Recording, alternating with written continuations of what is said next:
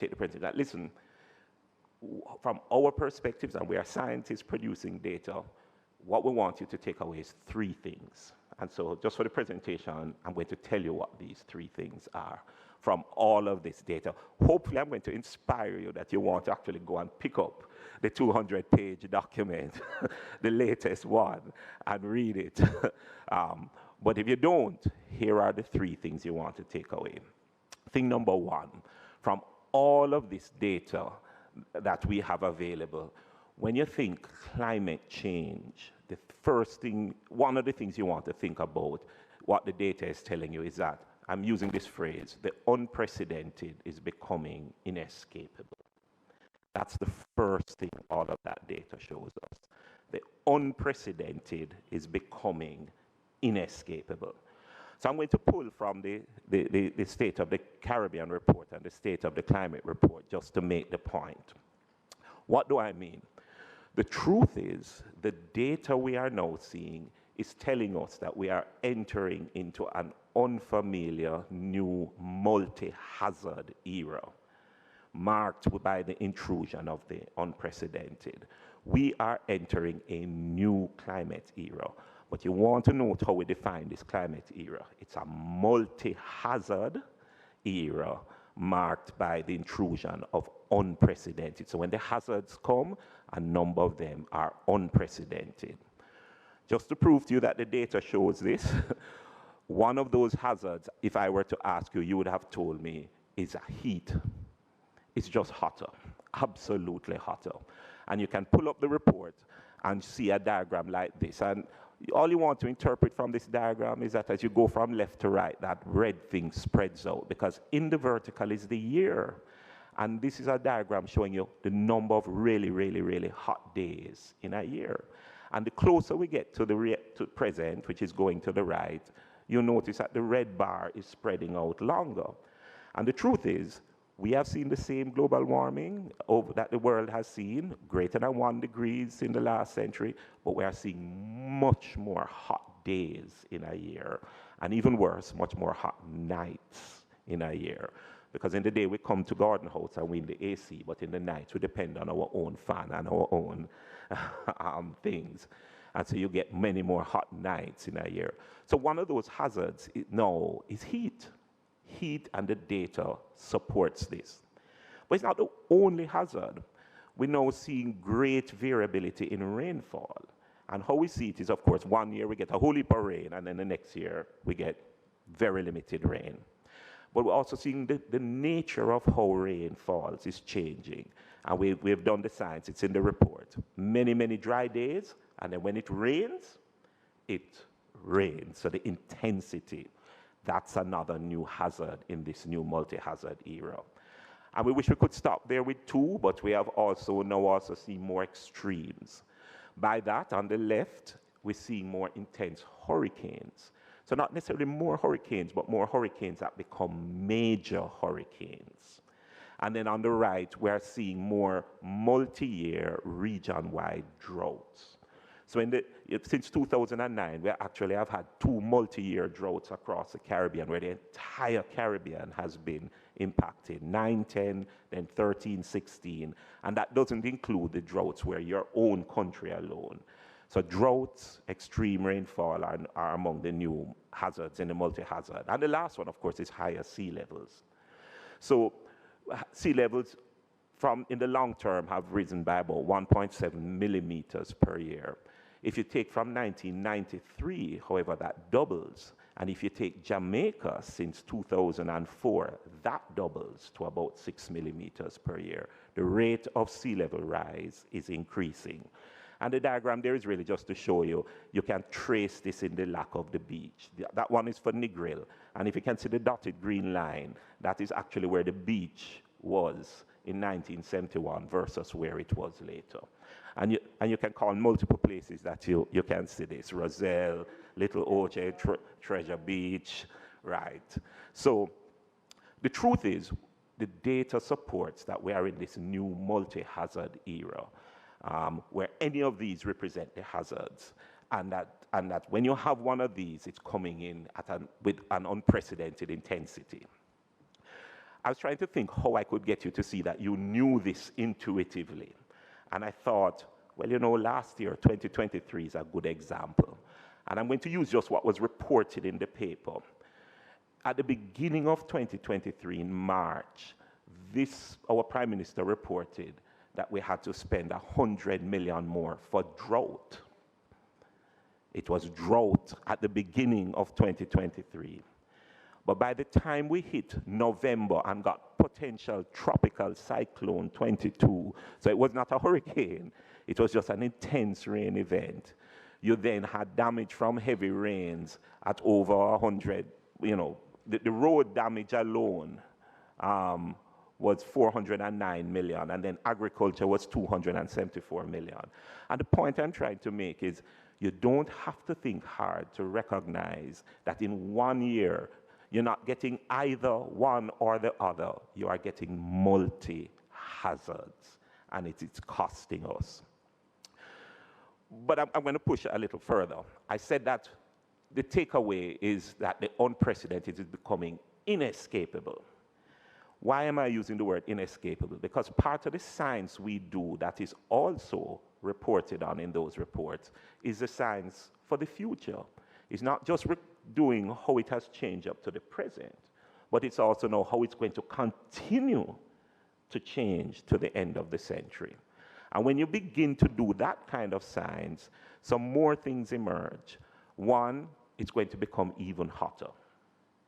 So we have seen a degree by the end of the century, if the world doesn't do anything, we're at 3 to 4 degrees. We have seen 23 more hot days, but by the end of the century, we will be at 98%, up to 98% of the days in a year being hot, where hot is defined by current standard, and 2% cool. All right? So the kind of unprecedented you are seeing now will become inescapable when it refers to heat. What about the rainfall? Again, same kind of pattern, and all you want to notice that as you move from present, go to the end, the brown gets more intense in brown and expands in the vertical.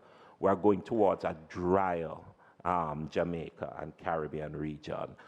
So it's not that we're going to lose variability. Yes, we're still going to be wet 1 year and dry, but we're going to start to vary about a lower mean. And so we know already from the science and the documents that I'm encouraging you to read that we're going to be 20 to 40% drier as we move towards the end of the century. We know, yes, we know we're going to have higher sea levels. We have seen millimeters of sea level rise, but the projection is that by the end of the century, under the worst scenario, we could have a meter of sea level rise. And what a meter will do to inundation is also there. And then, of course, we know we're going to see more intense extremes. This one is really just to try to say, the table is saying by the time you hit the 2030s, 17% of the time will either be in moderate, extreme, or severe drought. By the time you hit the 2060s, 26% of the time. By the time you hit the 2090s, 34% of the time. And so the point is, we're still going to have this multi-hazard extreme, but no, the unprecedented aspects are going to become entrenched. And this then makes the unprecedented become inescapable. So my argument is, when you get the reports, one of the first things you want to take away is that the unprecedented is really going to become inescapable. That's what you must use the data to speak to you about. Just before I leave that point, I said it was 3 things. It's very important that we get that picture, that the unprecedented is becoming inescapable. And in truth, we see it already in our region. If I were just to use hurricanes alone, we can see that the unprecedented is becoming inescapable. Because in 2017, we said, boy, it was an unprecedented season because we saw 3 Category 5 pass through the Caribbean almost at the same time, Irma, Maria, Jose. Then we said 2019 was unprecedented because we had Dorian, and Dorian was a superstorm that sat over the Bahamas. And I don't know how many of you were reading the comments of the Prime Minister of the Bahamas this week at the UN Assembly, where he says Dorian cost them about $9 billion when their whole annual earnings were 3 billion, and we thought that was unprecedented. But then we had 2020 when we exhausted the alphabet and we had to name the storms alpha, beta, and we thought that was unprecedented. And then I don't have to ask you about the last one, because then we have 2024 when we had Beryl, and having a Cat 5 in June, the end of June, that is unprecedented. And so you get the idea when I talk about what you must read from the data, which is in all of those wonderful reports, is that we are in an era where the unprecedented is becoming inescapable. And that's what we must take away. Why is this at all important? Because unprecedented climates equal unprecedented impacts. And we know this if we use, for example, the IMF's 2021, I think it was, report, where they reported on the Caribbean versus other small islands versus other states. They said, listen, in the Caribbean, disaster frequency is 7 times more than other states. And the impact on GDP, the damage, is 6 times more than on other states. That's the unprecedented becoming inescapable. And one last thing, though, again, you knew this intuitively, because every year the PIOJ produces a damage report and the impact on the economy. And what you begin to see is not just the magnitude of the event, but it's the frequency of the event. And so you see that in 1999 we had drought and it cost us 0.2% according to the PIOJ.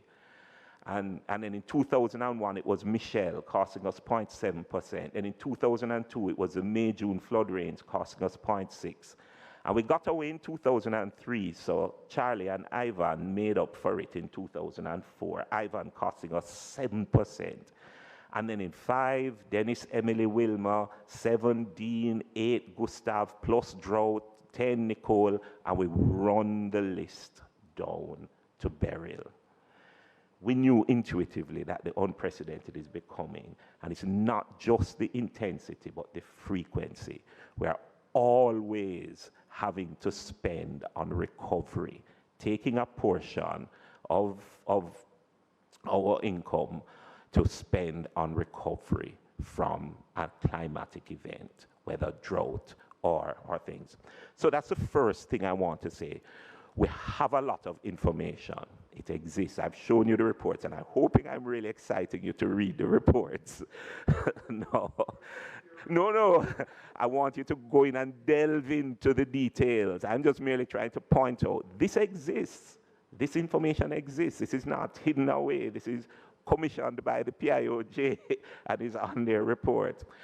But the takeaway when you read it mustn't just be to say, boy, it's 2 degrees hotter. It must be that the unprecedented is becoming inescapable.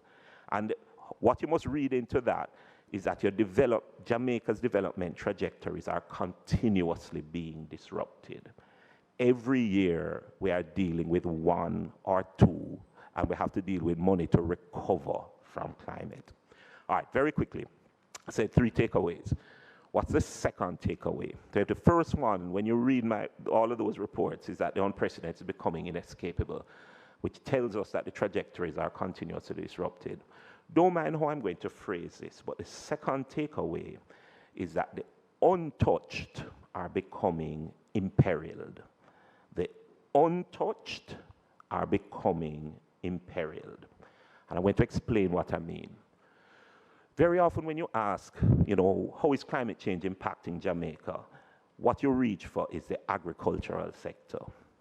Because it seems so obvious, And in fact, again, the PIOJ has produced this wonderful diagram about the agricultural productivity index and shows that for Jamaica, every time agriculture wants to perform, either flood or drought tends to bring it down. Now, when you have a year like last year, which was drought, then flood, you really can't. So there are some things that we naturally think of are impacted by climate. In the new kind of era that I have just argued existed, this new era of the multi-hazard with the unprecedented, the thing we need to watch out for now are the other sectors which are now beginning to show direct climate impact.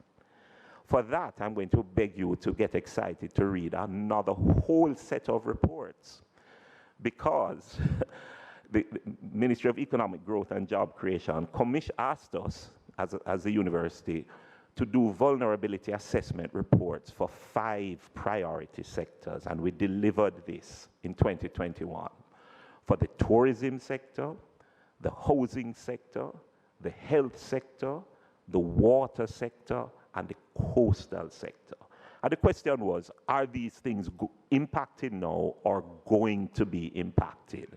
So look beyond agriculture. So what we did, of course, we looked on, what if these sectors had a 100-year return period flood, or had 1 meter sea level rise, or suffered from a 2 degrees temperature rise, etc. And we applied that lens to each of these sectors. I just want to give some extracts from 4 of these reports. Let me start with the first report for tourism. This extract is just temperature, and it's the summary. It says, estimates indicate annual loss of tourism expenditures that range from 26 to 42% by mid-century, and reflects the direct result of an increasing unattractiveness of the destination as temperatures increase beyond the ideal range. So we expect tourism to be impacted by sea level rise because we're a beach. But this report is making the case, yes, there is that, but it's too hot. And it says the analysis found that temperatures are projected to have a larger impact on arrivals and expenditures than rainfall, because a 1% increase in mean temperatures results in a decrease in 13% in tourism arrivals. And so suddenly, things that you were not associating with climate are now becoming imperiled. And this is where we want you to think, that we have to begin to think beyond what we think climate is impacting. Let me pick up a report from the housing sector. And I remember each one looks at all kinds of variables. I'm just choosing a single result. For the housing sector, here is a result for the 100-year return period flood. And of course, unprecedented is becoming more. So exposure analysis revealed that 21 communities across the island are likely to be extensively affected by rainfall inundation, covering more than 41% of the geographical area of the community. These communities are primarily located in southern parishes and may also contain relatively high population densities, and they show what the communities are. So in the end, a total of 238 communities were considered moderately to critically exposed, and those communities accounted for a population of 931,338, or about 1 million, or over 270,000 households. The point I'm beginning to make is that climate change is not just an agricultural problem anymore. Here now, these are households, that's me and you, and communities which you represent. Very quickly, I'm just going to give you 2 more. Let me pick up the health sector report. For flooding, the report said the exposure assessment for a 100-year return period flood revealed that 57 health centers and 1 hospital would potentially be impacted by a riverine flooding event. And these health centers range from type 0 to 5 across all parishes. I'll just rub to the last sentence there. The Falmouth Hospital in Trelawney is the only hospital that appeared on the list, and it was for 0 to 2 meters, where the most important health center exposed is the Creek Street Mobay Type 5 Health Center in St. James.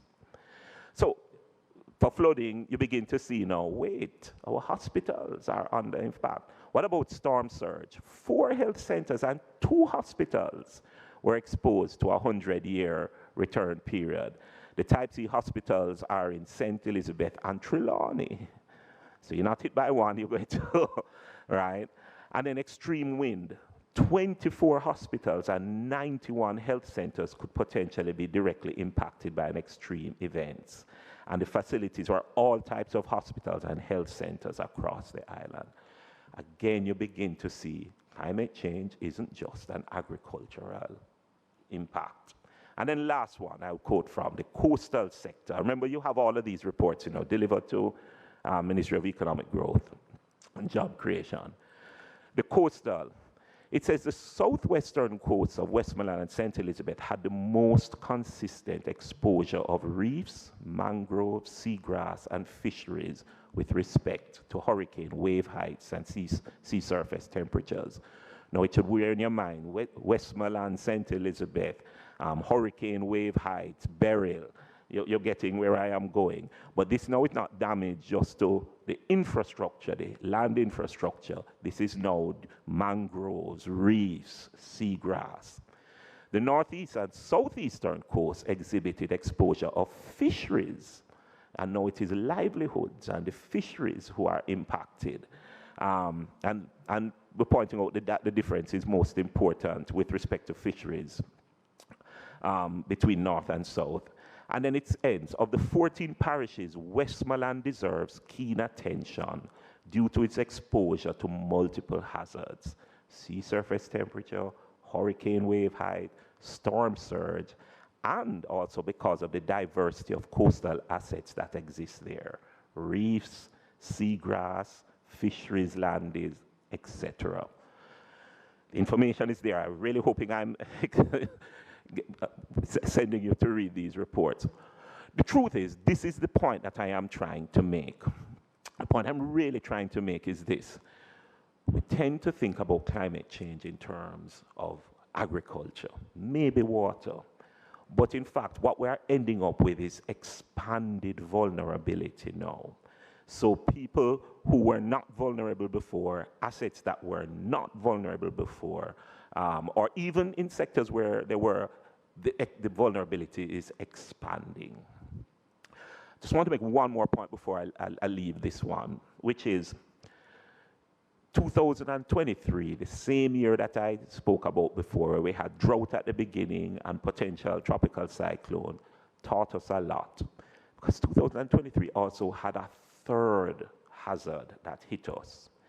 It turns out that 2023 summer in the Caribbean is the hottest summer we have seen on record. 23. For us, I don't know if you remember last summer, it was hottest globally. In fact, July was the hottest July ever. It has only been eclipsed by this year globally. But for us, heat was a third hazard. And so we weren't dealing with drought at the beginning, we were dealing with heat in the middle, and then tropical cyclone at the end. When the PIOJ costs out their things, they don't cost out the cost of heat. And so that's not captured. And so the only way I can capture it is, again, I want to say, how could I make you relate to this? Is to run 4 newspaper headlines in front of you. The top one is Jamaica sets new demand record for electricity usage amid heat. Can you begin to see now that the electricity sector is now being impacted? Why that's important? Well, that's an impact for me as a consumer and as well for small businesses that know, you understand, it's a greater energy demand. Deadly heat stress. And in that case, it was agriculture, but not crops, livestock. And livestock is often the overlooked part of the agricultural impact of climate. Heatflation, sweltering heat sparking produce shortages. And you begin to see the trickle-down effect into me and you. But the one for me that really struck, and I will always have this headline and use it, some of these classrooms are furnaces. And in truth, what I am trying to make is that it's not just expanding existing vulnerabilities, but we are creating new vulnerabilities. And none of these headlines do we have reports on for the vulnerability of these sectors. And that is something we really need to pay attention to. The education sector is really taking a beating from climate and especially from heat. It's an unfair ask to ask kids to perform in in the kind of classrooms that they have. Especially, and you know how our classrooms are built.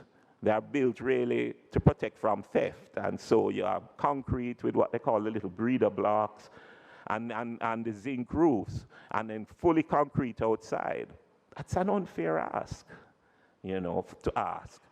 And we have not paid attention, I have to say, as a country, to the impact. And the last slide I'll make on this idea of the untouched becoming imperiled is we've been trying to keep a track on, we are just a few, as you can see, but the research has to be done. But there are a whole new list of what I call new climate vulnerables emerging in Jamaica.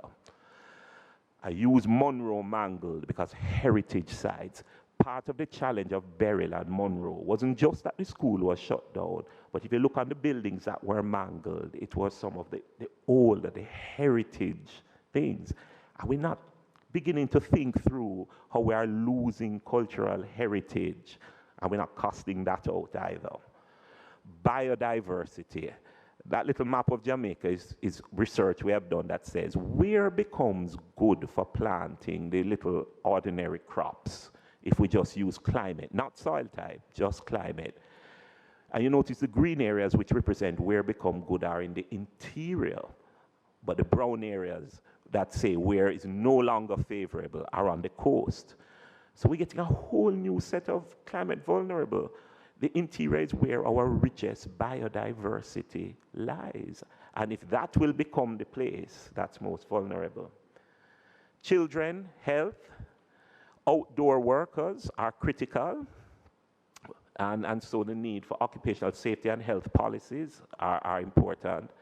And then, of course, something like insurance rates. This year, the insurance industry, one of the complaints that they have made is that the reinsurers have increased their rate because they have recognized us as a multi-hazard region. And the only thing they can do is pass that on to us.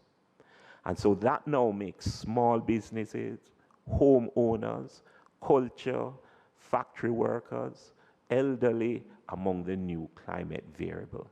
All right, I leave the point. So I'm saying those documents that give us all of this climate data, when you're reading them, this is what you must take away. The unprecedented is becoming inescapable, and so development trajectories are continuously being disrupted. But the untouched, things we don't associate with climate, is becoming imperiled. And why that's important is because the development benefits, the people you expect to benefit the most from a development, continuous development, those benefits are continuously being eroded by climate. Climate is acting anti to the efforts to make the most vulnerable benefit. One last one. So again, when you read all of these, documents that exist for Jamaica, I want you to take away in your reading the unprecedented becoming inescapable. That's the temperatures and the rainfall and what it means. Really want you to take away that we enter in a new era where the untouched are becoming imperiled, especially the non-economic assets. But the last thing that I think I want you to take away when you read those documents is that the urgent is becoming immediate. So I could use the IPCC, who makes a clear statement: urgent climate action is the only thing that can secure a livable future for all. Or I can use the Prime Minister's statements earlier this year that Hurricane Beryl was a call to action. And this is the point. But what I'm going to use is instead use one more set of studies that we did. So we were asked to look on, I'm sure you have all heard the phrase 1.5 to stay alive. We were asked to look on, well, what would happen if the if the globe reached 1.5 degrees? Now remember, I've told you we have warmed over 1.1 already, and we have done that in Jamaica. So what happens if we reach 1.5 degrees, all right, which is just 0.4 degrees more? And we commissioned a whole series of studies. We led them for the region, and we saw things like 40% less hydropower in Suriname, diminished agricultural productivity in Jamaica, regional cost of damages will go 2 to 3 times higher, or will be 4%, increase in aridity across the region, or the coastal infrastructure, seaports and airports would be inundated. And the point I'm trying to make here is 1.5 is likely to be exceeded before 2035. So this whole goal of limiting 1.5 to the end of this, if we don't do anything, it's likely to be exceeded. That's the projection on the path that we are on now. And what you see is that the kind of impacts, related losses and damage, really escalate for every degree of warming, or every point degree of warming. But more than that is that climate isn't the only thing acting. And so when you take these climatic impacts, which are significant, and you think about them interacting with other compound impacts, so things like, a pandemic, which suddenly changes your demand in hospitals, and then climate adds upon that, the demand for water that hospitals use, and then climate adds upon that a drought, you begin to see the compounding risks, or you take, a change in a war, the war and the supply chain. The point I'm trying to make here is that we don't have the luxury anymore of sitting and waiting to figure out what we need to do, because climate is going really fast in the severity of its impacts, and those impacts are going to be compounded when you think of the non-climatic impacts as well. So I'm finishing. What I'm really trying to say, another way to say it, is that our sustainable development goals are in danger. There's every single one of them that's impacted for Jamaica. And again, you may want to have listened to the echoes of the news over the last week, and all the Caribbean leaders talking about us, not achieving the Sustainable Development Goals by 2030. But those are for us bound up in Vision 2030. So we're in danger of not achieving because climate is doing that. This then means that a couple of things become urgent for us. One, we have some development options that we have to really begin to think through. And they're no longer a choice. They're no longer when we have the ability to do so. We have to deal with them now. The first is, of course, adaptation. We know we're in this new era. And we know it's going to be marked by the unprecedented. That's inescapable. Even if we were to cut out every greenhouse gas emission now, we have committed to climate change. And so we have to adapt. And I hope I have made the case that it's every sector that needs to adapt. Rapid and far-reaching transitions across all sectors and systems are important for a livable and sustainable future. I say that to say, you remember those 5 reports that I told you we did that did the vulnerability analysis of those 5 sectors? We then followed them up with adaptation plans for each of those sectors. Those reports have been handed over in 2022. Those adaptation plans talk about the state at the time, what are the gaps, what needs to be implemented, what would be the pathway to implement them. And I'm not saying that they are perfect, but we have the starting point. We know what we need to begin to do. And those reports were handed over. So we had the vulnerability, we have given the adaptation. Clearly, they are, for the new emerging climate vulnerable groupings, we need similar reports. So we need that for the education sector, we need it for culture, we need it for sports, and you can keep going on. So one option that can no longer be an option is we really need adaptation planning now and to begin the process of implementing. The second one is clearly mitigation. And for us in the climate world, mitigation is what do we need to do? If you look at that diagram, the black is how much the greenhouse gases have been going up. What do we need to do to bring them back down so that we reach 1.5 or 2 degrees? And in truth, we know that all we are really trying to do is create a better livable future, because we're committed to climate change, but can we do 2 degrees instead of 3 or 1.5 instead of 2? That's mitigation. For us in the small islands, mitigation comes to really 5 things. Energy, dealing with the energy sector. Oceans, protecting the blue economy. Land use, preserving green spaces. Transportation, very critical, and that's land, sea, and air. And waste. Those are the 5 sectors where mitigation is possible for us.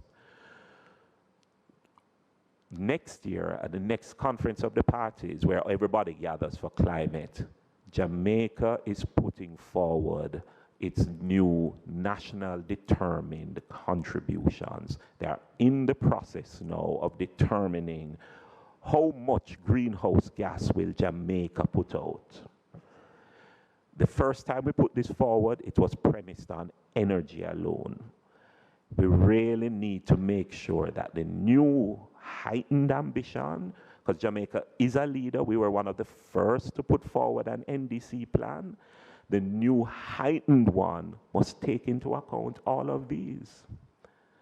And you know, I really want to say, we're doing it to decrease the greenhouse gases, but in truth, we need to do this anyway.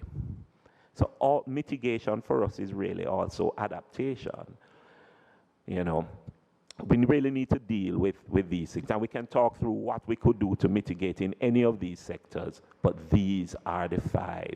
And we must make sure that that report that commits us to a greenhouse gas future, which we have to submit for next year with the rest of the world, captures these sectors and our efforts that we are doing. I'll finish them off. I couldn't be here without asking for a research agenda.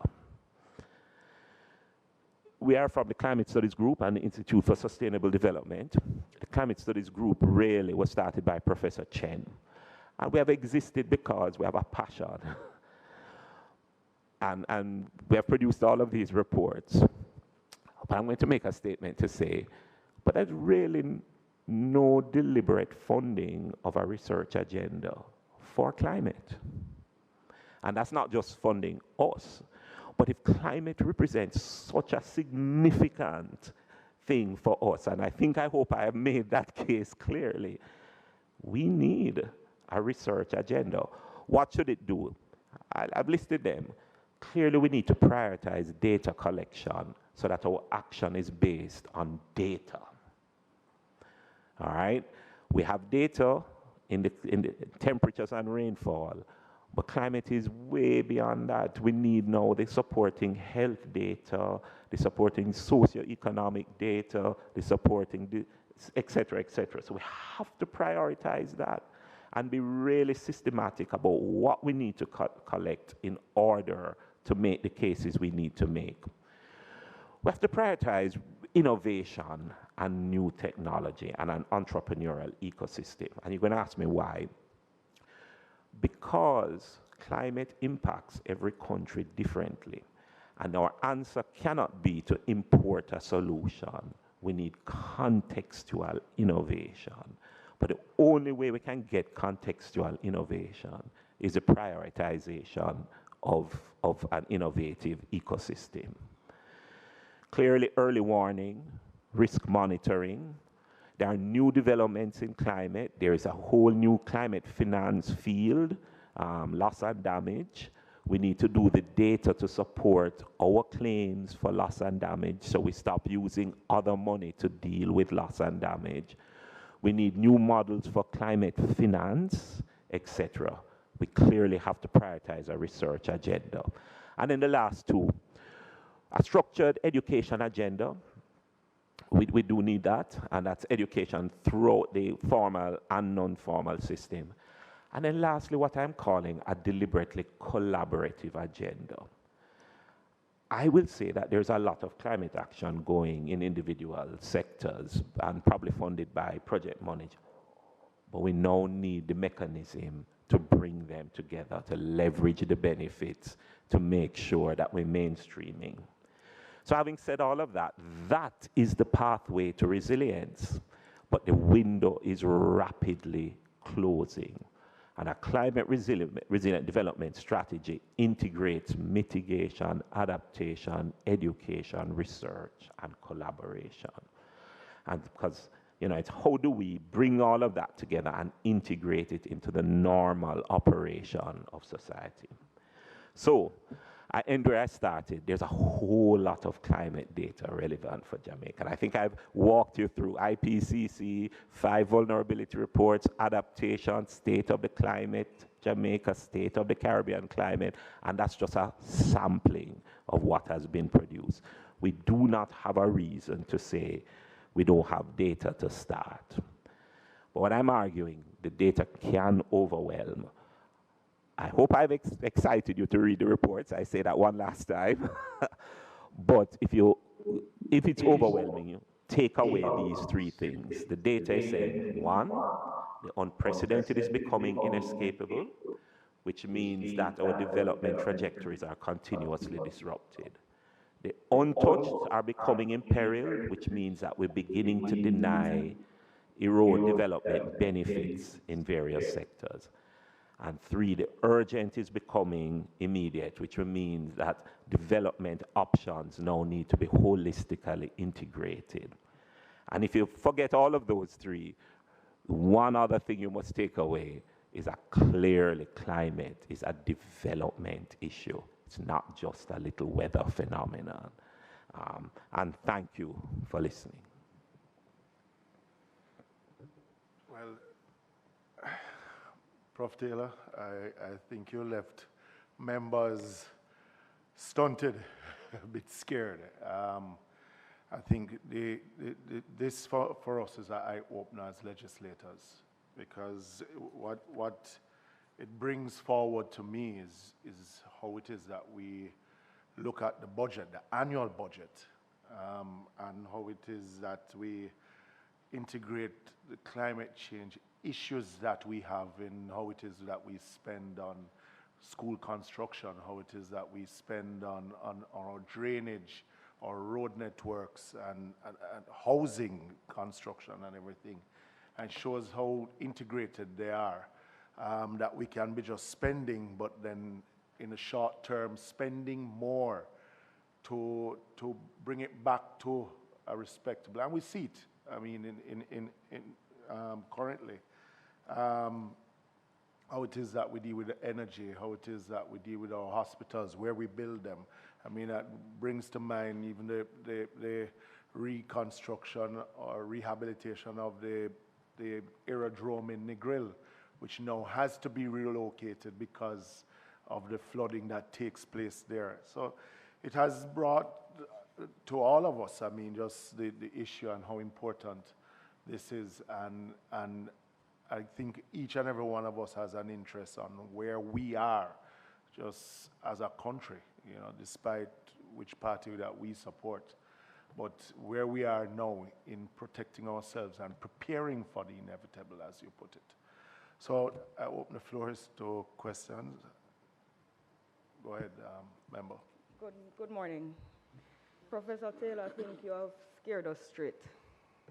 And I think it is quite necessary, because I don't think we're having the discussions that I believe we should as a country, because our population is not recognizing the impact of climate change. I think we're focused on too many other things. We're distracted. So you are right when you said intuitively we're aware that these things are happening, but for some reason we're not paying attention. And so that is why we're here today. This was one of those discussions that I specifically asked for, because I think climate change is just not getting the attention it should. Now, you mentioned quite a few things. 82% of the population living along the coast, and where I am from is below sea level, Falmouth. And you also mentioned, right, the hazard, our hospital being impacted. But that was one of the questions I had we're a country that is very small within the overall climate change discussion. But what are some of those adaptation measures that can be implemented along the coastal communities, such as Falmouth, to protect against rising sea levels and storm surges? That's one. I have a number of questions. I don't want to bombard you, but where I am from, it is severely under threat.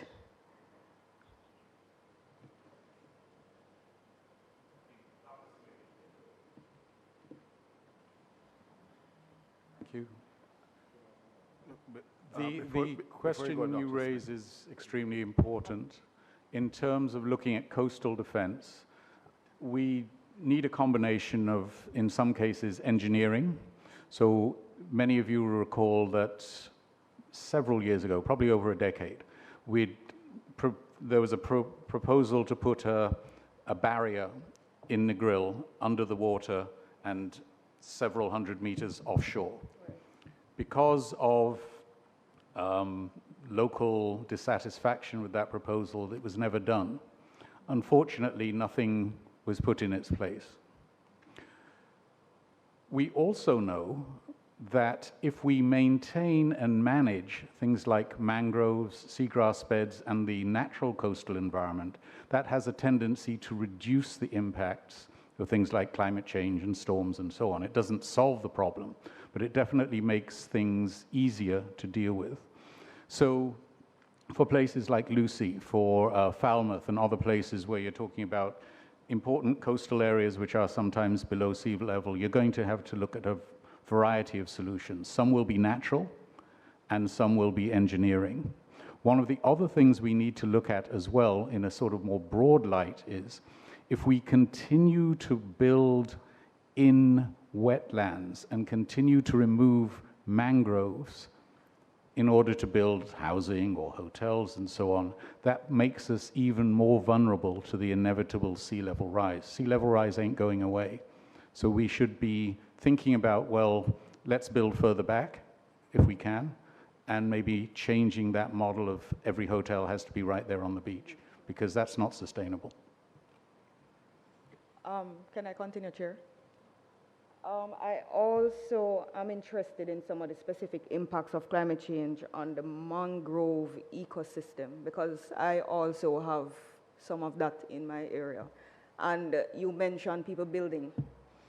And it is almost as though we can't prevent them, or we are not doing what we must to prevent persons from just building anywhere they feel like.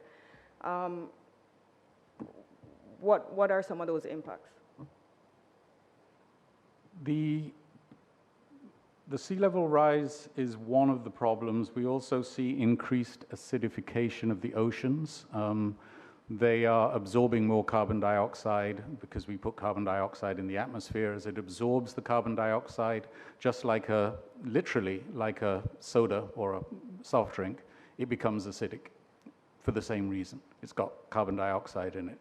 That creates a problem because shellfish, corals, and others have a problem creating their skeletons and living in more acidic water. It also creates a problem for larval fish, bony fish, as they're growing up. They don't do nearly as well in acidic water. So it affects shellfish, and it affects any fish that aren't shellfish. So that is a problem, but again, it's not a problem we can do a lot about, because we as Jamaica or any of the small states in the Caribbean are going to have problems fixing the ocean pH, but we can at least take care of the coral we have. We can put in place schemes to replant, well, not replant, but to increase the amount of coral by planting in other places. We really do have to take care of the mangroves. Yes, we are cutting them down, but we are stressing them in other ways as well. And it is a highly valuable ecosystem. Just one last point to tie this to economics. Jamaica, like most of the small island states in the Caribbean, compose the most highly, let's say, most highly tourism-dependent economies on the planet. Jamaica, I think, is 14 in the world list. Aruba is number 1. Our tourism is almost entirely dependent on a healthy coastal environment, which means healthy coral reefs, healthy seagrass beds, healthy mangroves, and that's how you get the white sand beaches, because the white sand comes from coral. If we continue to manage tourism resources, that is the natural resources, without taking into account that we are the ones who determine whether they survive or not, then we are likely to push our tourism further down and lead it to a place where it will become quite precarious, which is not good if we have an economy that is almost totally dependent on it. And so that's something we need to start looking at. One of the things that Prof. Taylor didn't mention, there's a paper which he produced, I think, along with a bunch of other people from all over the world, was it 2019 or 2015, on the coral reef tipping point, which talks about as we warm up the planet, when we hit 1.5 degrees, when we hit 2 degrees, within 10 years or so of us hitting that temperature thing, we're likely to lose a very large proportion of coral reefs worldwide. If we hit 1.5 degrees, they're looking at about 70% of corals just sort of giving up the ghost. And if we hit 2 degrees, we're looking at 99% of corals. So it's prudent, yes, we need to really start managing those natural resources as if our lives and economy depended on it, because it does. But we also need to start broadening our economy and trying to figure out, well, what else do we do in addition to tourism so that we're not as vulnerable? Sure. Which is why putting air conditions in all the schoolrooms around the country is vital. Sure. Research shows very clearly that children learn less well the warmer it is. It's not just that they're uncomfortable and irritable. They don't learn. So what we are looking at is a situation where, as our schoolrooms become warmer and warmer, our ability as a country to develop the human capital we need to run our economy gets worse and worse and worse. So putting air conditioners in school classrooms is not a matter of comfort and luxury. It is what we absolutely need to build the human capital we need to get to where we would like to go. If we don't do it, our economy will not grow because we have no capital to drive it. I'm very happy that that was stated. Chair, I have 2 more questions, but okay. Can I just add something very quickly?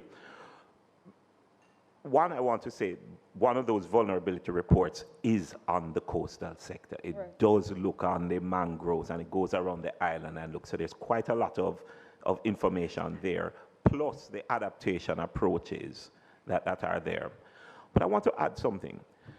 And I'll pick up from where Dr. Smith left off a while ago. Yes, it's important to put the ACs in the classroom, but don't divorce that from now what your commitment is under the energy sector policy. Right. You can't certainly put them in there and then run them off of fossil fuels, because then you have a challenge. Mm-hmm. You know, you have made 2 commitments. You have an NDC where you are committing, but at the same time, so this is what I talk about now, climate proofing, all of the actions and the collaboration across. It is clear we do need to figure out cooling, you know, but we have to do it in a way that is consistent now with the other commitments that we have made, energy and the NDCs, et cetera, et cetera. And that's critical. The other part of that is, you want to make sure that the new infrastructure that you are putting in, I mean, I just follow the news. I know that there are some brand new schools that are going in, STEM schools, you know. Have those plans been climate proofed? Are they being built in a way, first of all, to take care of the, I don't know, if they are, you correct me. But Professor, you're indeed asking the right questions. And stop me. Because I know that we're building new classrooms as well. I mean, my constituency is the beneficiary of one of those, but they're still building them just as how they were building them 50 years ago. And it's a question I've been asking too. And right now, you are redoing classrooms that were destroyed by Yes, burial. yes, but Are we're we just putting simply them in the doing same- them yes, yes, to the yes, same? yes. And so what we're really trying to get across is, you know, you don't need to get a big pot of climate money to actually move the resilience agenda. You are doing things now. How do you ensure that they are climate proofed? Where do they have to go through? You understand the point that I'm making? And that's a simple enough step to take towards the resilience. Our population does not like change. We don't like change. I have two more questions, and then I'll allow everybody else. I know, but this is a very sexy topic for me. The other area I've been observing is our our water resources. So we are having challenges. And I want to know whether or not, because you spoke about precipitation, whether or not that is impacting our water tables any at all. So that is something I would love to hear more about as well. And then I'll just ask the other question so I can close my mic off. Have we assessed the effects of climate change on our cultural heritage sites? Specifically, I think about Port Royal, and I think about one area in my constituency that I also have, the bioluminescence. So, you know, it is one of 4 places in the world that has luminescence 365 days a year, but we are seeing that it is being impacted significantly. I don't know if there has been any assessment in those areas as yet. No? I'll start with the last one. No. And that now speaks to my point about having this research agenda that is not left to by chance. You know, there are some clear areas. Cultural, we have not done a thing to really research the impact of climate change on cultural assets. I would argue much the same for sports as well. Sports is such a climate dependent. The fields, the watering, the time of day in which you do sports, the infrastructure. We haven't done that either. You know, so there are a number of areas but the biodiversity is certainly one of them that we haven't really, but it really speaks to my larger thing. One of the things I would really love, and I think I'm trying to get at it, we can continue on a path of when we get funding, we do this study, when we get funding, we do that.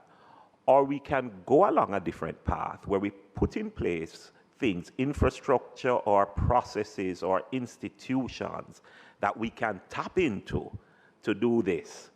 So deal with your higher education institutions and research capacity so that now you have a very specific question. You only need to come, you know. But in that case, you're not going to have to deal with the research financing, you know. One of my pet peeves in another hat that I wear, which is the Dean for the Faculty of Science and Technology, is there is no competitive national science fund. So when you as a parliamentarian identify an issue that needs research, really what you should do is put it as the theme for the National Research Fund and say, we need a solution in water. And any researcher in anything, but there is nothing, so research is done, you know, haphazardly and not deliberately, you know. Deal with that as an issue, you know, so that it begins to answer other issues. You know, that's for me the approach you want to take, to deal with a mechanism to mainstream all projects so that they have a climate lens. Deal with a data mechanism, because the only way you can make some kind of statements is if you have data, but we're not collecting some of the data, especially on the time frames, etc. Deal with a strengthened climate change division. So you almost begin to say, what are those pillars that really can have transformational impact? Deal with a deliberate system for innovation and entrepreneurship. When somebody has a good idea, where do they go? You have a good idea to deal with cooling, by non-fossil fuel, where do you go with that idea? But if we deal with that, those are the kind of critical things that I think, you must deal with, and then anybody can tap into them, and they can have real transformational. Not against, getting us a pot of money to deal with that, because we have to deal with that. Climate financing is out there, and we must create mechanisms to get to those as well, And we need to begin to think climate financing in ways that we have not yet begun to think about. Transport, for example, deals with a lot of emissions. Has a transport sector thought that they need to go after green funds out there to build the road, the highway, because the highway is going to allow for faster movement and less emissions? Or has the bus system thought that they really, the better bus system is the less cars you have? Those are all eligible for climate finance, but we never think about climate in those ways, and that's part of what I'm trying, But to answer your very first point about water, I am so sorry. We went up. Yes, there is a direct correlation between water and availability, with rainfall and availability of water. And again, we have a whole report, which I see I've excited you enough to make you go and download those vulnerability reports, which talk about that, and therefore talk about things we need to deal with. I mean, we get most of our rain consistently on the north, but our major population centers are on the south. So whether it is the pipeline that's going to bring it from north to south, and especially now that we have a north-south highway, it can run along it, whether that's the solution, whether it is rainwater harvesting and ensuring that every new development has something to catch, whether it's community pond, you understand where I'm going, right? And then also the WRA has also produced a recent report looking on climate and Water Resources Authority. Data and information is out there. All right, Member Sibbles, then Member Jackson, and then Member Clark. No, even though you helped me out, I mean, that was the order before you came here. All right, Member Sibbles. Thank you, Chair. I want to thank Professor Taylor and his team. While I was online, I joined the meeting online, and I heard your opening remarks of that you thought you did something and wondering what you did so wrong. And Professor, I guess that is a perception out there that this committee may just meet because of what persons have done wrong. But in truth and in fact, its focus is on the budget and how different things might impact the budget. So here we are. And I want to thank Member Hamilton for making the recommendation, because it's an important topic. Now, I also was very pleased that punctuated throughout your presentation was the fact that the Ministry of Economic Growth and Job Creation keep commissioning your team to do research. It means that there's a bridge, there's not a silo, government over here, researchers over there. It means that the government is interested in how climate change is affecting Jamaica and the role that the government can play. But the other silos that I realize that is not tapped into, which we all play a role in that silo, and that is of the citizenry. We are still over here, and the government and the researchers are over there, and they are talking up a storm and sometime, just like, and I don't want pastor to put me out of the church, but just like in Christianity, where I love and go to, you tend to say that we need to give our life to the Lord, refrain from sin, because X will happen. But it doesn't mean that it is connecting or it is finding those persons who ought to come, because it's usually the choir and those who are members of the church that attend church. So how do we move this continue process that has started, where two silos are now joined, to include the important silo that is out there, that is the citizens that are maybe upset about the laws that legislators would have made to ban plastic. Or is it that we get us, the citizen, to partner and to start to work towards the goal? And what role does the university play? Because I know there's a role for government and other stakeholders, but what role does the university play in getting this information out? That's my first question. Them looking towards me to answer. Boy, boy, one of the first things I have to say is, we're climate scientists, and very often the challenge is that we throw to the scientists that they must do everything. They must generate the information, they must produce the report, they must translate it into a language that it can reach the people, and then they must go out there and get the people, get the people to understand the information. That's why I said the university, because I'm not talking about the scientists at the university. It's the higher education institution. But to answer your question, I think you're asking, how do we really mobilize the citizenry? All right? Yes.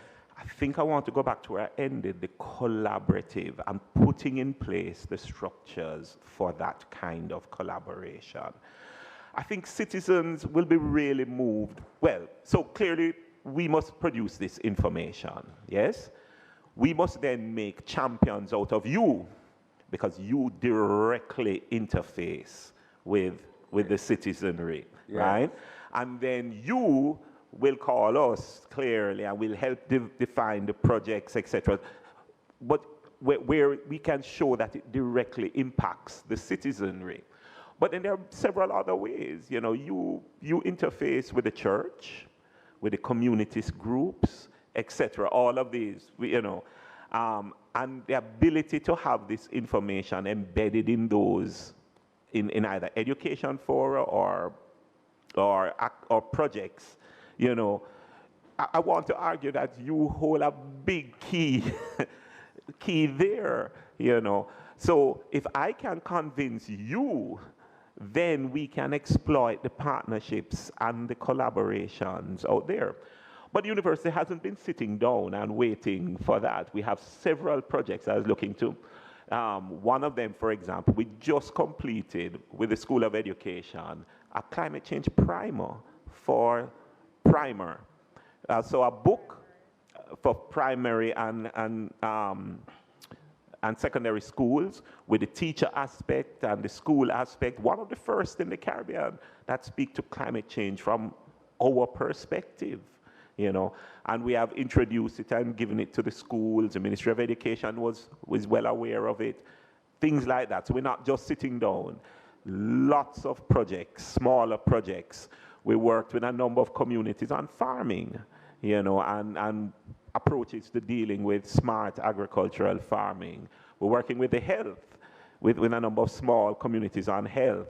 So we're not just sitting down and waiting, but I think the bridge is, you represent a significant bridge to the citizenry, and we will happily collaborate once we have now made you into the climate change champion. So to follow up on that and to segue into something else, which I'm glad you made mention of the fact that we as legislature, as the people's representatives, need to do something. And you will, I take it that you, the researcher, you, the educators, will equip us, because you can imagine we are not properly equipped. And you might even come back and say, but we have produced these reports and we have done this. But we need it to be broken down in such a way that in tools that we can package, in tools that we can really package, and that we be invited to the table. Today, we have invited you. We are asked, I mean, as legislature, I'm not talking the executive now. I'm talking the legislature, the 63 of us, right? Invite us to a forum. Give us the tool. Let us work out a strategy. When is it I can invite you to my constituency?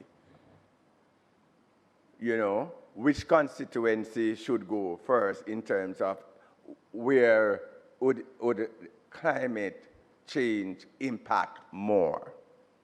So I welcome that, and I look forward to this sort of interaction, because I would like to invite you to my farming community in Bagol and those places in the hills, because we do vegetables and we are getting a lot of rainfall, and it's destroying the farms, and landslides are ever so often now.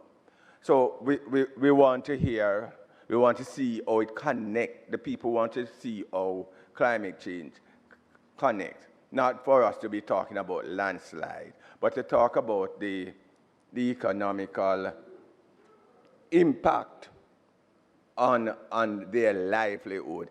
And how is it, the segue question is,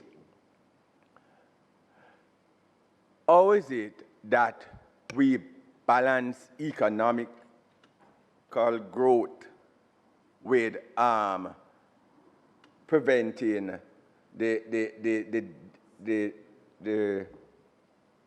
effect of climate change? How is it that because we need to send our children to school.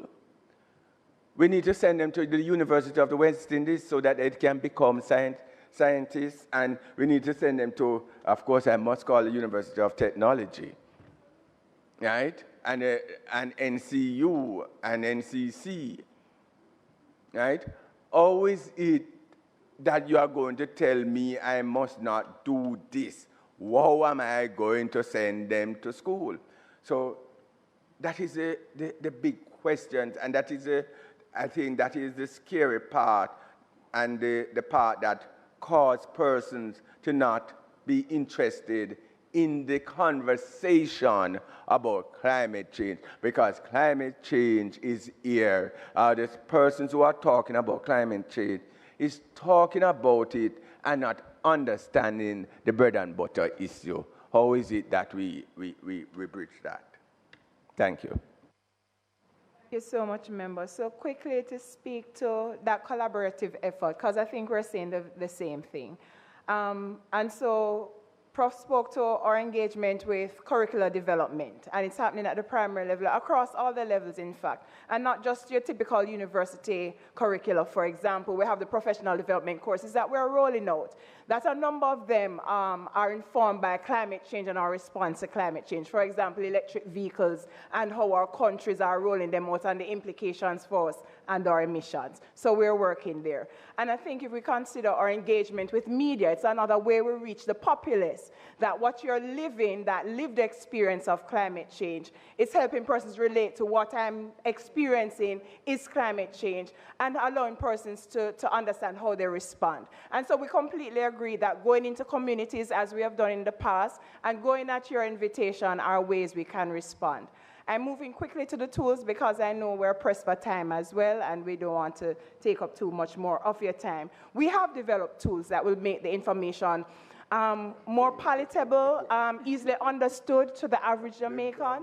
And so one of the things that we have done as a university, as a climate studies group, Mona, is develop different tools to share climate change information. So we have our latest, something called a climate information, education and tools platform that we are rolling out, that our water resources, our Met services have come to trainings about, where we can show persons if a storm like Beryl comes through on a different path, passes through Kingston, what's the rainfall, what's the wind speeds that we would experience, and therefore what are some impacts for flooding, for coastal flooding and that kind of thing. So we have those tools that deal with agriculture and the risk for agriculture. So just saying, as you speak about tools, we are into the development of tools, and we're open to development of new tools. And you speak about sustainable development. I don't think it's a one versus the other. There is no developing without considerations of climate change. And I think it's just our job to help our people understand that it's in our own interest to respond properly to climate change, to consider the water issues, to consider when we have new developments, we must consider how the water is going to be reaching the populace, and not ignoring that some places are already water stressed, and it's not just a climate change issue. So there are a number of things that we can partner on that as Jamaica we can have greater appreciation and we can better respond to.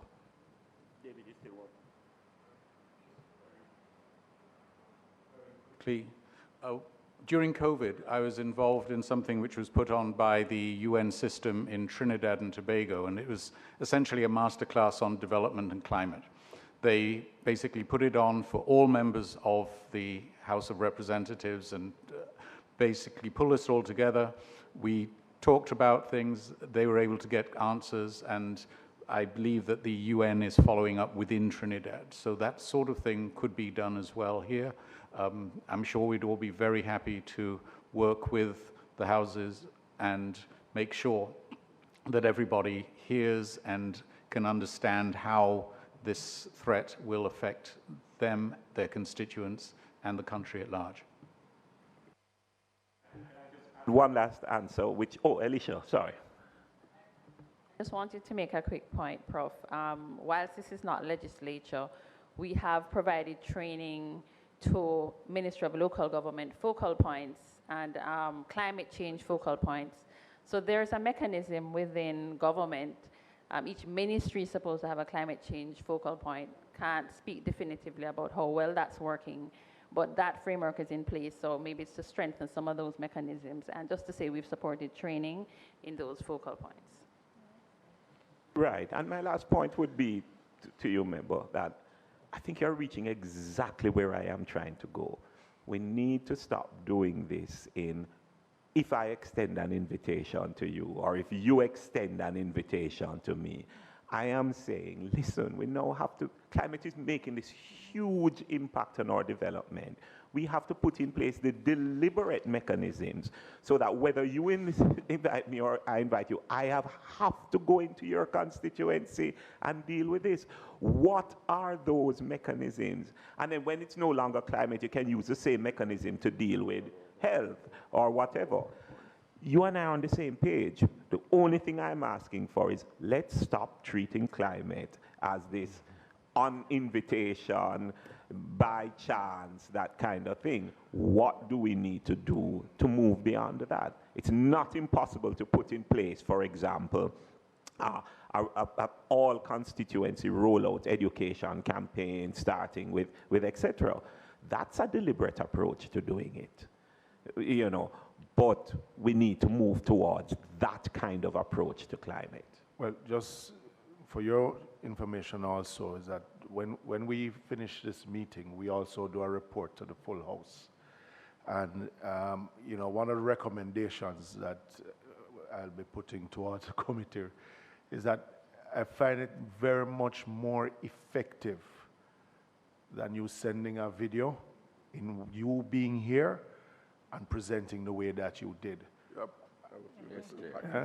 And we're going to make the recommendation, I mean, with the approval of the committee itself, that one is done to the whole Parliament, to all 63 members. I think it will give us a different insight on how it is that we even fashion our own projects. Sorry? No. How it is that we even fashion our own projects for our CDF. And it also ties back into the recommendation that we will make, because as the member Sibley's rightfully said, we are not here to criticize, but also to see where there are gaps within the budget, gaps within in policy, in how it is that we can then recommend it to the government itself through our report to the full House, to see how we can change to catch up with where there are shortcomings. So that's a part of our responsibility also. So we're all saying the same thing and wanting the same thing as you do. Member Jackson. Thank you, Chairman. Prof and the team, I muttered earlier on that you are not only being informational, but also scaring, you know, but it's a good kind of scaring, you know, that pulls us into action. I too want to extend my commendation to the work you are doing and sharing this information. Much of what initially I intimated to come into my colleagues have mentioned, and that by itself underscores the oneness around these issues. Just to make a couple of short comments in that regard. And I start at the end with Mrs. Myers' comment about the focal point with the local government authorities, because I believe that's a critical juncture to our area to focus on, to draw in what my colleague Sibley's mentioned about, you know, involving the people. Been around a little while, you have encountered a number of things, and what I was sharing with my colleague comes to my mind was Vision 2030. You know, I happen to have participated in that process.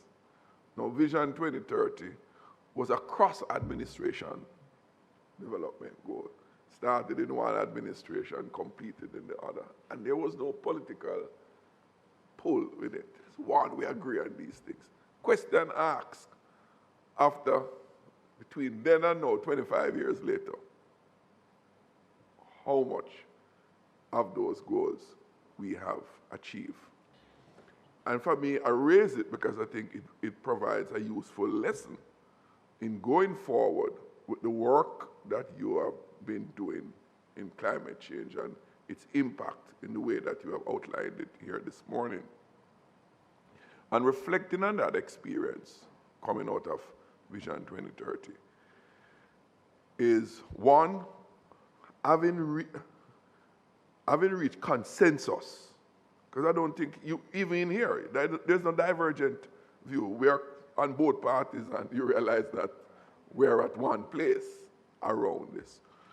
Having reached the consensus, how do we now operationalize these things? Because the talk is cheap. If we talk, if we acknowledge and we talk about it, but we don't implement it, then it's a waste of time to even have talked about it.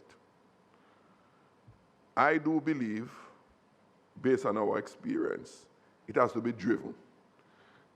Our people, old habits die hard. To tell people to do this differently because of these objectives and its dangers which are inherent in what is happening, it's a hard sell. You have to institute it. And I don't want to use the term draconian, right? But this is where the planning process comes in. And hence, I love the point made by Ms. Myers about the focal point. At the local level, all local authorities, that we go over much of what they talk about, for example, the schools and the public buildings, for example, right? Local authorities are the ones that have the final sign-off and structures right across the country. Mandate at the national level and then implement at the local level. So as of next year, 2025 or 2026, all buildings must adhere to this. 2, any remedial work on these buildings must adhere to these standards for all the reasons that you have set out this morning. So it has to be driven from the center rather than to allow to spring up on multiple points at the base. And I support your point, Prof, in our role. Our role as political representatives, and we all have, those of us who have been around know from experience, we can be good catalysts to bring the community on board. You know, we go out here, we're going to look vote at election times, and we develop relationship with voters. We can draw on those relationships that we have built in the electioneering period into the call it the adherence phase, adhering to those new building standards and codes and so forth that the local authority. So you see the nexus now between the authority, government, and the citizenry. But in that exchange, it allows for the kind of education and information is necessary to bring the people on board. Because all of these things that you're talking about is for our own well-being. And most importantly, you emphasize, Prof, development. You can't realize the development 10 years from now. And we have to look in the long term rather than, even the short, usual election cycles of 5 years, and look more medium to long term, 10, 15 years. That's when you're going to even see the full returns on some of these investments that you're making in implementing the change. So I like the idea of the tools that you mentioned about, that we can engage church groups and so forth. I'm going to think much about these and some of the churches in my constituency, because that's where community people converge most, outside of citizen associations and so where they are active. That has fallen down a lot over recent years. But that kind of participation to get the information. So if you have some videos, 45 minutes, don't make them too long. Okay? The concentration span is limited, and probably serialize them. Probably five 30 minutes presentation you can do over a period of time. So we mobilize at the base together with the local authorities. MPs can't do it without collaboration with the local authority, who are the instituting bodies. So I really want to just highlight that. And in the planning stage, the interconnectivity with entities like NWC, NIC, and those, you touched on many of the different areas that these entities like these are involved to. But those must have to be instituted at the central level, because that is far more efficient to achieve, to have those central authority on board. And every year, again, drawing up on the Vision 2030 model, that every budget cycle, a tick board is there, climate resilience or climate resilience compliance, something like that, to make sure that we are doing what we all agree must be done, but many times it don't get done because the old habits tend to set in. But to have those kind of tick-offs And it can't go through, can't get approval until those compliance or those adherence are in place. But I'm in closing, I must say, I said it was a good, scary presentation, which scares us into action. And as I said lastly, I have always been a critic, and I have to modify my thing about the seeming disjuncture between the academic community and government, you know, in terms of the work, the technical work that you do, help to guide, assist and guide what we do in government. Because if they don't have that connectivity, then governance can be developed by drawing upon the research work that the academic community does on an ongoing basis. And the chairman will tell you, we get into quarrels in the past with your colleagues in the university because we don't feel that they're sufficiently supporting what we do in government. But then here in your presentation, I have to temper. But this time around, it is if government is taking the research and making use of it. Yeah, yes. But once again, thanks for the work that you do. Thank you very much. Oh, sorry, go ahead. Yeah, just one other piece of research which we hadn't mentioned, which was completed in, I think, January of 2023. We worked with the Ministry of Finance and Statin to track the amount of climate-related expense in the Jamaican budget. What was interesting about that was that when we looked at what the government thought it was spending on climate, and when we actually went in depth to what was actually being spent on climate, we found about 10 times the amount of money being spent on climate-related expense than the government had thought it was already spending. The good news is that over the 3 years we looked at the budget years ending in 2019, 2020, and 2022, 2021, and 2020. The share of the budget that was spent on climate rose from 0.5% up to just over 1%. I'm assuming that it might continue since we haven't been looking at the budget since. But we were able to put together a system that could take the files which Statin produces from the budget and create a report which would tell you how much money was being spent on adaptation, how much would be spent on mitigation, how much would be spent on disaster risk management, and also where it was coming from.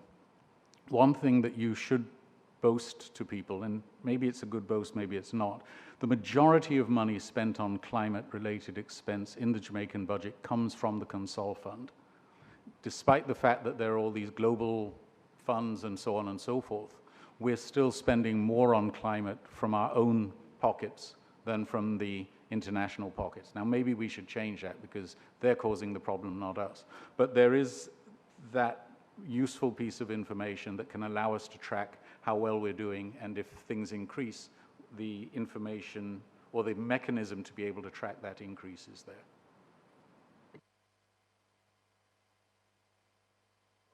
Smith, when you speak about the money spent on climate mitigation, could you illustrate?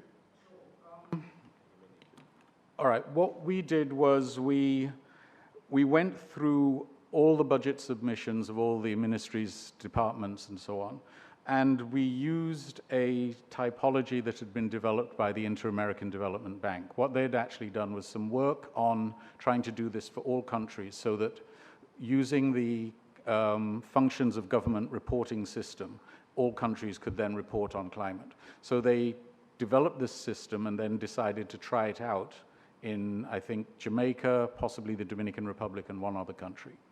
So what we were doing was looking literally at the chart of accounts. We got a 20,000 long spreadsheet, which went down to the very bottom end of detailed sub-object, and we classified everything. So what did we classify it according to? Primary climate expense mitigation would be money that the government wants to spend on mitigating climate change. There was primary on adaptation, what we want to spend on adapting, like maybe seawall works and so on and so forth, and then what we wanted to spend on disaster. Then there's secondary, which secondary would be, we want to build a new school, but we're making it done in such a way that it also adapts to climate, but the primary purpose is building that new school. And so we went through all of those, classified them, did them year by year, and then was able to actually produce something which the government can use in the future, or we can work with the government to continue to do that if they wish. Thank you very much, Mr. Chairman, and welcome members from the team. It is very hard, very, very hard to be the one that speaks after Member Jackson or Member Sibbles. But I'll just take up from where they have left off. And so, whilst we're here, we understand that the ice is melting in the north and it's creating a situation that is not positive for us here. And so we have to be mindful of it, and I'm very happy that listening to the team, that you are somewhat on top of the situation. But I'm one of those persons who like to move away from the choir and go down to the level of the congregation. And the congregation which I speak of is John Public. Those persons who listen to the news only but sees nothing else. The person who goes out to the fields in the morning or goes out in the little canoe in the days. So they're not there to sit in a meeting and to understand. We also have to break down the narrative so that they do understand where it is going. I suspect that all of us here understand very well the narrative that has been put in front of us. But what about Master and Miss Jane, who their level of education stop at grade 3 or grade 4 in primary school or all-age school? We now have to create that narrative. And I listened to Madam speaking about the tools. But in creating the tools, you have to create it in such a way that those persons understand clearly, why is it that you're not supposed to throw the plastic bottle on the street? Who is going to pick it up? It's going to get into the river. It is going to get into the gully. It is going to end up in the sea. Climate change is real. I want to take us to Somerset Falls in Portland. What has happened? What caused all of that water to disappear? And if you go across the street from Somerset Falls, you realize that at least 25 or more, because I am privy to the fact that at least 25 or more feet of land has been lost to the sea. And it is still happening. How are we going to treat with that situation? What are we going to do to stop it from happening? Because the erosion is taking place more and more. Just as we used to build ad hocly before 1951 because of the shuttle situation that we had in place. But ever since the mighty earthquake of that year, we have started to build, and the construction provides for it and tells you in no uncertain way, you have to do it this way or you breach. We now have to start look at it where climate change is concerned, because we know not how long from now on that we will still be on Earth. And so we have to prepare ourselves for the long term, the long haul. What I realized over the years is that we have been more reactive than proactive. And it is high time that we get to the stage of being proactive. And being proactive is to say to the expat, because remember, all the hotels that are being built, and it is sad or whatever to say, that yes, tourism is what we depend heavily on. And so we pleasingly accommodate the situation. But in accommodating the situation, we also have to make sure that they sit anywhere outside in the international world. And we get the rain, and we suffer at the consequence of losing the mangrove that we speak so heavily about, the coral, and all of that helps us to survive as a tourism destination. So is it that we are going to willingly ask them to do just what they want? Or are we going to say to them, if you are going to remove mangrove, then you must now spend to put back in place the substitute that will allow us to live comfortable, just as if the mangroves were still in place. And so these are some of the things that we must pay attention to. And as a entity, an organization, you now have to say to the government of the day, this is what needs to be done, or else we are going to suffer the consequences as is in place. So we need, I remember as a youngster, growing up in the country with the grandmother, that there was a night that everybody said, we go out at the square because GIS is coming to show a movie. But in showing you that movie, they would have put in place at that time the polio situation information and polio or any other information that they thought that the rural or the citizens of Jamaica need to get. So before you finish watching the movie, you'd have gotten some information in the narrative that every single man in the rural areas could understand. And so we are saying to us today, don't feel as if that we're calling you here because we think, say, are we here, so you do something wrong. No, it is to give you, it is to give you support, to have it highlighted, to publicize it. Say, this is where we need to go. This is what we need to do. I agree with my colleague that we too have a role to play. Not very often. So can you imagine that agreeing with him today is something that is very important? But in essence, we have a role to play. You can't count me out.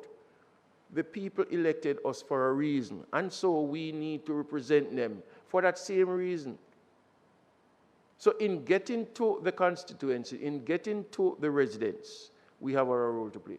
So we can always drum up the support to have them meet with you, to ask you questions, to listen to you, and to understand all that you want to impart to them.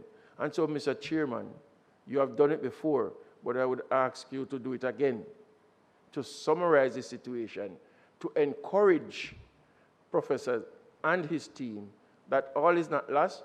We will make sure that we take it from a committee level to Parliament and to move it as seriously as it should, that I hear, because everything is in a domino effect, you know.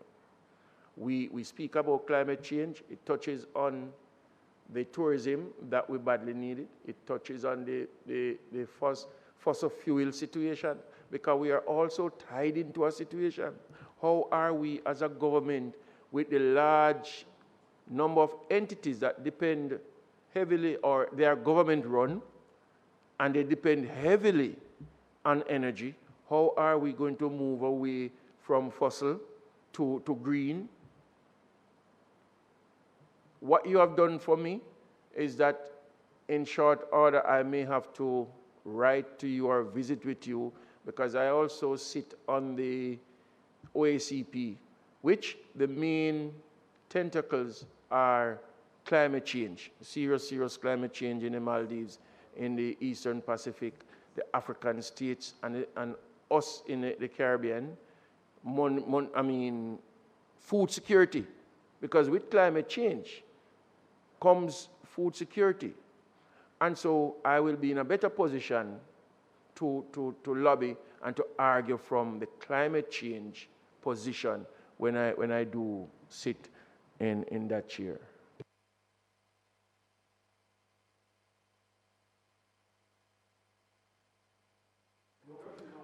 In furtherance of his rare agreement with me, when you need us as a catalyst, don't wait for us to invite you. You can ask the chairman to invite you back. Thank you, Chair. I have a question, but in my mind I'm thinking how best to coin it. And it has to do with one of our major roles as legislature, and that is the lawmaking part of our role, which is very, very, very, very important. In fact, some will say that is the role. But as we look at law and society, which is a course that is taught in many law schools, is it that society impacts the law or the law impacts society? There are many arguments for and against. And in light of that fact, I want to look, can we engage society in a particular way where the law, the suggestion of changing the law comes from a percolator effect instead of top down, bottom up. It's everybody becomes a part of that conversation. And I figure more or less for that to happen, we would have to have the researchers playing a leading role in getting society to understand what is at risk and what we can do about it, and what are some of the change in legislation that can come about to do this. And then we can have a consensus in the room going forward. Because I can tell you, many legislatures will not come with a proposal to change the law that the people are not with. And so I'm asking, is this something that you have thought about in terms of some of the laws that need to be amended or new laws that need to come into being? And would you accept the proposal that I'm putting forward as to how to drive the change? Okay, sure. Let me answer a couple of things. I agree with everything that you all have said. The one little point of divergence I have is I actually think if we go, we often tend to say that the ordinary man does not have an appreciation for climate change. And I think I disagree with that now.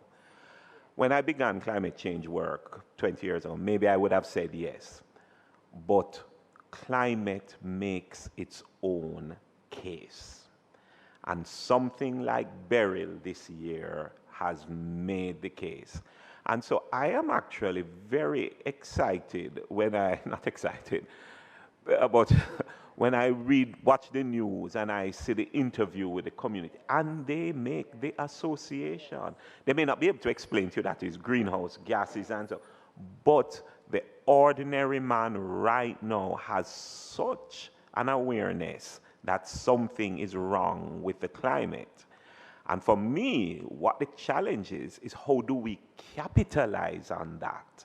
The fact that right now, if we do the CAP survey, the Knowledge, Attitudes, and Practices survey, it is going to be so high, which is a complete difference from when I started doing climate research.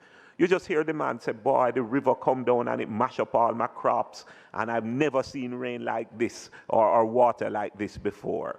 Or the truth is there is a great appreciation in the ordinary person that something is happening with climate.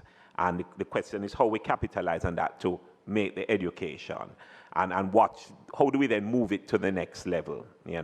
That's the first thing I would say.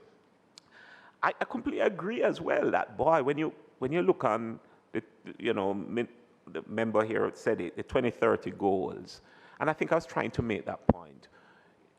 Climate is acting counter to the efforts for development towards those 2030. And so we have to figure out now the levels of action. I agree, one level has to be driven by government and the central government. But it's not the only level for action. You know, we then need to get down to the local government, then you need to get down to community, then you need to tap into the various arms of those kinds of community.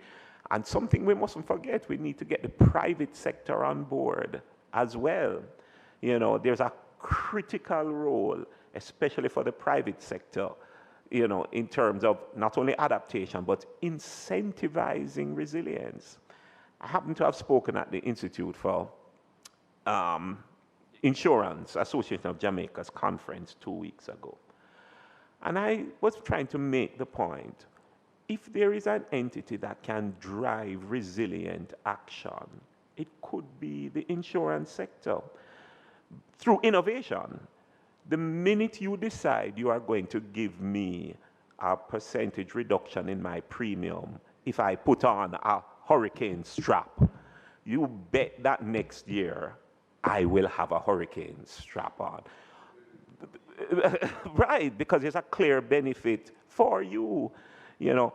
And so we need to begin to involve people like the private sector as well and show them that they have a role in driving resilience as well. They are impacted clearly, and they need to do what they need to do, but they can so incentivize the resilience efforts in Jamaica.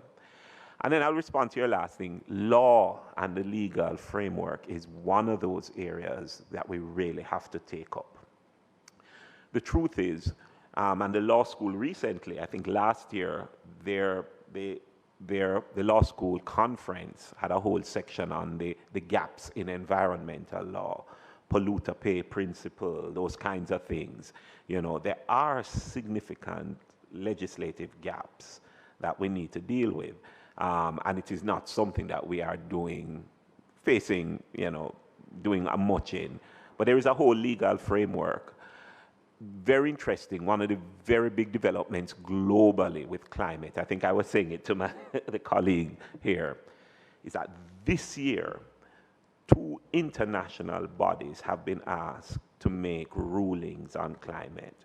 One was the Council on Human Rights, and the other one is the ICJ, the International Court of Justice. They opened it up for all countries to make submissions earlier this year based on what climate is doing for them. I will leave it for you to check Jamaica's submission, right? But right now, before the ICJ makes its final ruling, they are now asking for countries to scrutinize others' submissions so that they can, we can say, your submission, it opposes what I am doing, from that level. That is ongoing now. We need to make sure our voice is in this. And so, at one level, I would also ask for you to support the climate negotiation procedure and make sure that we have a strong negotiation team from the country as well.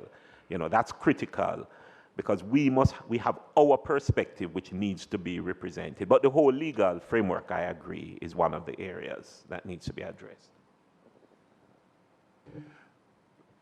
One of the things, what jumps out at me are the 3 main areas, and the urgent becoming immediate for me is the one that really shakes us to the core. Because in a sense I feel vindicated when we tie it back to mitigation. And something that I've constantly spoken of in the House, being the spokesperson for works and transport, is how do we mitigate before the disaster. And in your presentation, you showed the cost to GDP in what it costs us if we do not prepare ourselves properly. And the presentation that you did basically shows me, and I'm sure for all members, how there's an umbilical cord between climate change and what is happening, because it's not just now, and how it is that we budget. One, budget and how it is that we save. You speak about the schools, you speak about how it is that we look at how we are impacted now, that we prepare our drains, how it is that we deal with the public transport, even housing. And it brings me back to how it is that we see the construction sector evolving the way that it is. And are we actually putting in the proper laws and regulation to push towards the construction so that later down we don't come back here and speaking about the same things? And I think that is a big takeaway for us here in how it is that we can shift the mind of those in the power who craft the budget, that we take this issue of climate change something serious. Otherwise, the growth that we continue to say that we want to see, we won't, because we then continue to spend that resources, limited resources, in playing catch up after. And Dr. Smith, touched on a point that we also brought to this committee, the issue in Negril, with the groin. And I remember that case like it was yesterday, where the hotels, where it was recommended that the groin be installed. The hoteliers pleaded their case, and that groin never did happen. But what is the result of that? The coastline in the grill is now being taken away from by erosion. And, remember Hamilton raised the issue of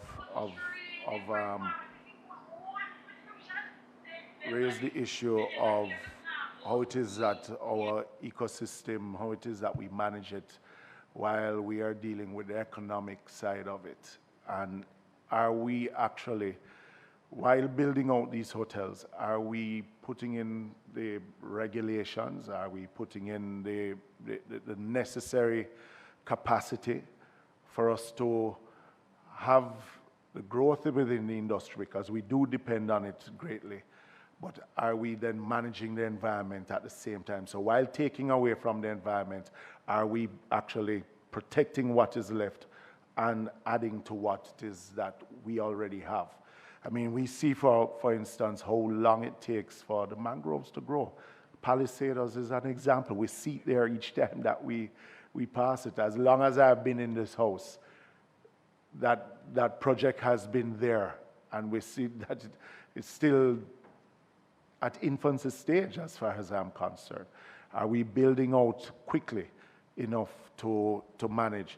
Because it is here, and we are seeing it, we're living it every day, and that's why the urgent becomes immediate for me is a buzzword that we ought to get into the minds of every Jamaican. And I think starting with us as legislators, how it is that we can, and some of the weaknesses that we see, because I keep saying that we come here to a standing finance committee to argue the points that we see that are necessary, but then it is not taken on board because it's really just a talk shop than one that shapes the budget itself. So we are not done here. We were supposed to have the Ministry of Economic Growth and Job Creation. They were not able to come, so we're scheduling another meeting to bring them here, because to the point that Member Jackson make, we want to also see from what has been budgeted, where we are, where is it that we as a government, as a country, our goals that have been set, where are we in that list of goals that have been set?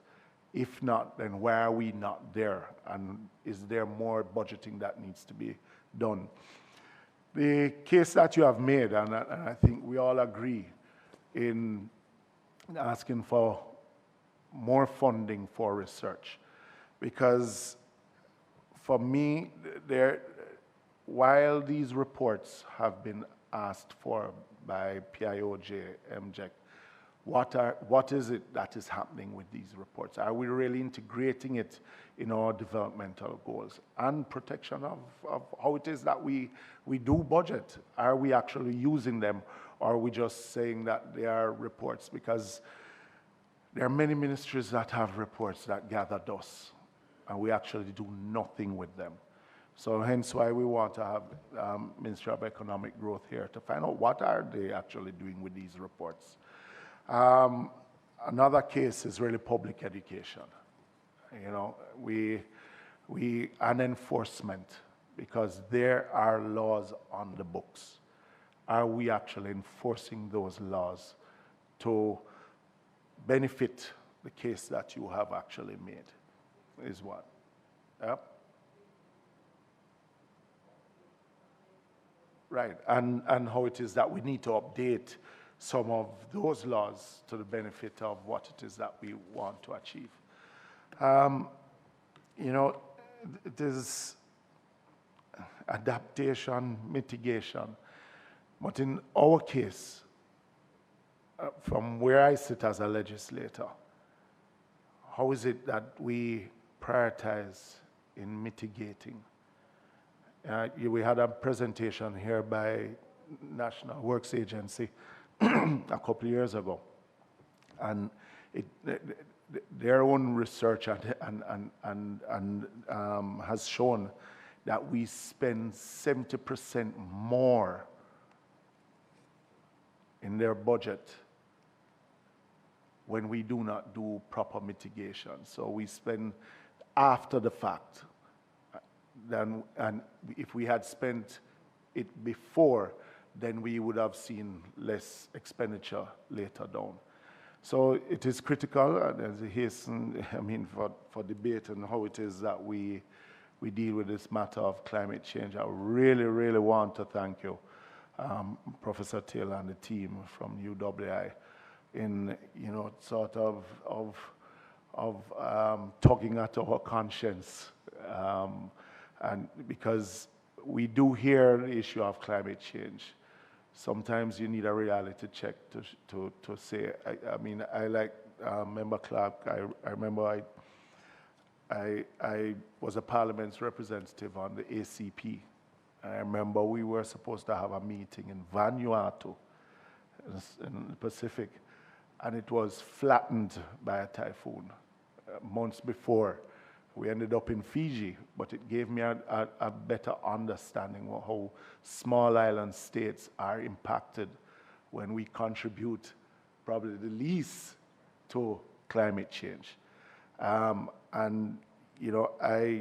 We keep on speaking of the climate fund, but are we actually doing what is necessary as a small island state in tapping into those, not only for budgetary support, but for them to pay their part in saving small island states like us is a conversation that we have to have as a parliament and as a country, and not just perform lip service in just the low-hanging fruits.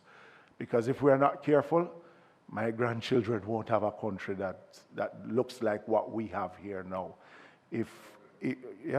Because in your presentation, in showing how the heat will impact our tourism, how the flooding will impact even our own natural resources as bauxite, and other areas of the economy, that 5 in 4 growth that we speak of will never become a reality. And that will be blamed on our generation in not taking it seriously. So, as I said before, a recommendation from the committee that we get the permission for you to come and present to the whole House in a different forum for us as legislators to understand where we are. And it is important for us to get the Ministry of Economic Growth, Ministry of Climate Change, which is something new. 2012, the first time we ever had a Ministry of Climate Change, but are we focusing really on the areas that ought to be, and not just the areas that make good news and news clips, but the areas that are we really focusing on those and finding the finance for those areas that will really make the change, the transformational changes that are needed. So I want to say thank you for the presentation. The truth be told, this is the largest turnout we have had of the committee in quite a while. And I'm glad that it is climate change that has brought out the members. And it just shows you that every member, no matter which side of the aisle we sit, it is an important topic that we see as, So, members, we had deferred the minutes of the meeting. The minutes of the last meeting, that was July 31st. I'm going to ask the committee that we defer them to the next meeting, right?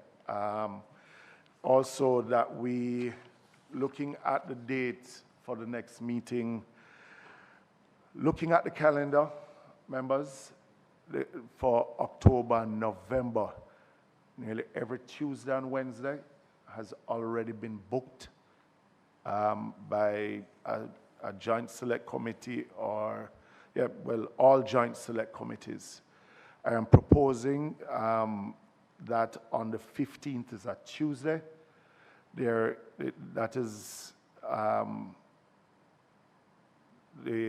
There's a debate that's supposed to be started on that day in the House itself.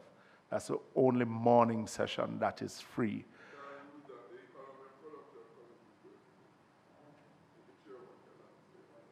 The 15th, Tuesday the 15th of October.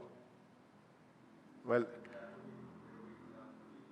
right, because it's not on the calendar, so the PAAC has precedence over that date. But I'm proposing that we bring the Ministry of Economic Growth and Job Creation to conclude this topic. We may extend an invitation to you to join us, since we're going to have that wider conversation and look at, because they have submitted a report which can be shared with your team also, but looking at Jamaica's 16 NDC commitments, and we can go through. It has been shared, it has been emailed. I'll ask that it be resent to members so you can prepare yourself, but it makes interesting reading, and so we can go through these and see where we are as a government and a country. So I'm putting the date of the 15th for the committee to meet so that we can wrap up this. At the next, whenever we can get another date, then we will continue with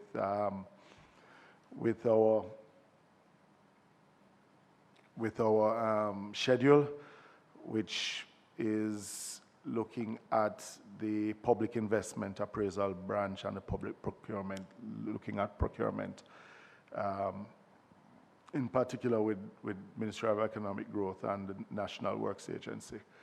All right, so, member. Just a word of encouragement to our team to be part of the conversation. Just out of experience in the past, we find that when the various entities talk together here, it tends to move things forward and separately. And it allows for the direct interaction with them.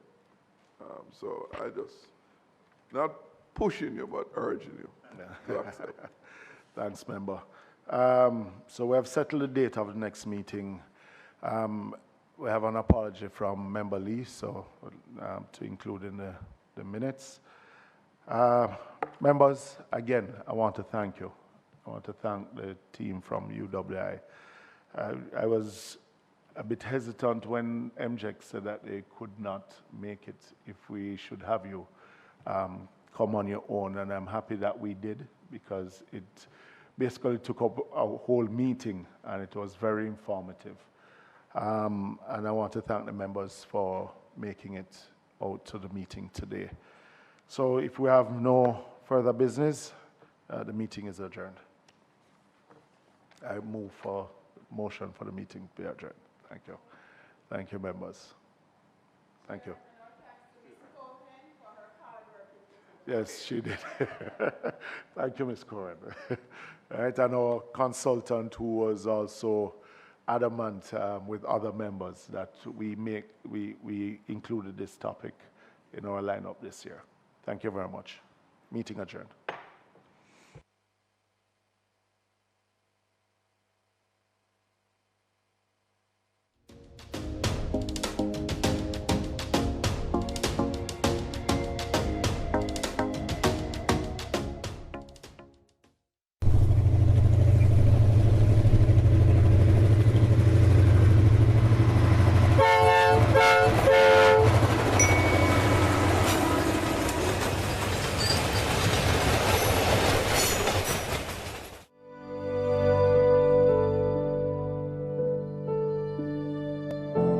Not allowed to speak for myself. They make all the decisions. I'm not allowed to go anywhere by myself. They're afraid I'll escape. See how my hand and face bruise up? Them beat me because me say me tired. I'm only 13, but they said if I work harder, they will allow me to go home. Me no have no birth paper, no ID. Them take all of my documents, them. Victims of human trafficking are all around us and they need our help. Forced labor is one of the many forms of human trafficking. If you see something, say something. Report suspected cases of human trafficking. Call the nearest police station, 119 or 888-PROTECT. When our visitors come to Jamaica, they're not just here for the sun and the sand. They're here for food. And what better way than to have one of our sauces? Tricam Processors Limited manufacture sauces, condiments, everything Jamaican. These are made by hand by myself and my team. The fact that I am now a part of an industry where people can get that experience, it's an amazing feeling. We are proud to be a part of a country